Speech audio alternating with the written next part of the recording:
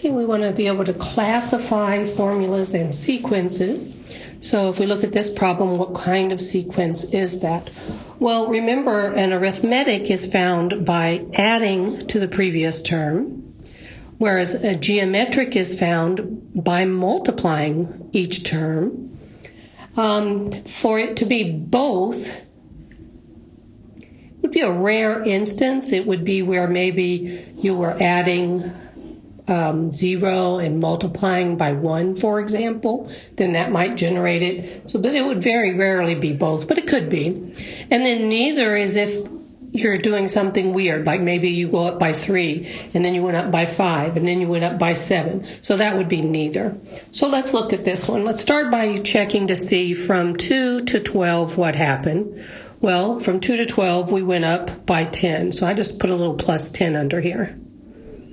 And then from 12 to 72, well, it doesn't matter what it is. It's actually a plus 60, but we can see it's not a common difference. We're not adding the same amount each time. So it's not arithmetic, because if it was arithmetic, both of these would be the same. So it's not arithmetic.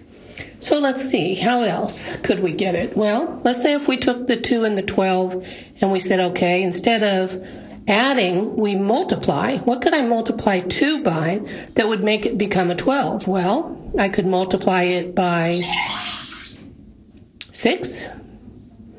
Well, if I multiply 12 by 6, will that give me 72? Yes, it does.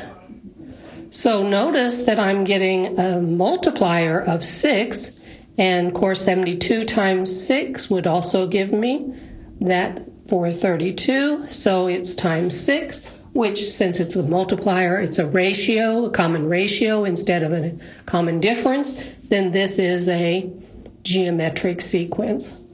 Let's go look at the next problem. All right, for this one, looks like I multiplied by -1. So this from here to here, well, wait a minute. Could be, let's see. I multiply by -1. Multiply by -1. Now look at this. Multiply by a -2, would that do it? Multiply by a -2. For this one, multiply this by a -3. Yeah, that does work, but that's not a common multiplier.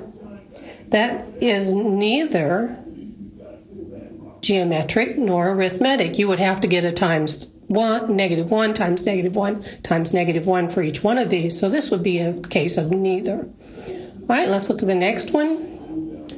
It looks like we're adding a 5 here. Looks like here we're adding a 7.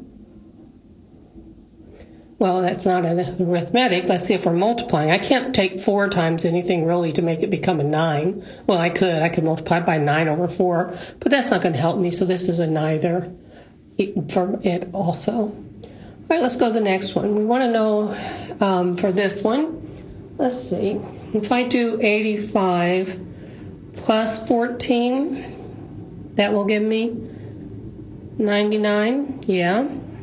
And will 99 plus 14 give me 113? It sure will. So since I'm adding 14 to each one of these terms, this is arithmetic. All right, next one.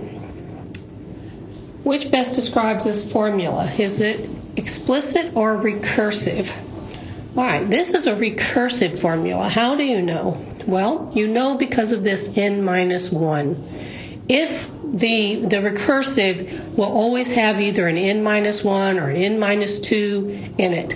It's when the next term is based on the previous term, and you can't find it without finding the previous term. So this is a recursive formula. And the next one, this one is an explicit formula because there's no n-1 anywhere. So this is an explicit formula. N and n will be the same in both places. And the last one. This one is like, we haven't studied this stuff, Miss Jackson. You don't need to study this stuff. Do you have a subscript of n-1?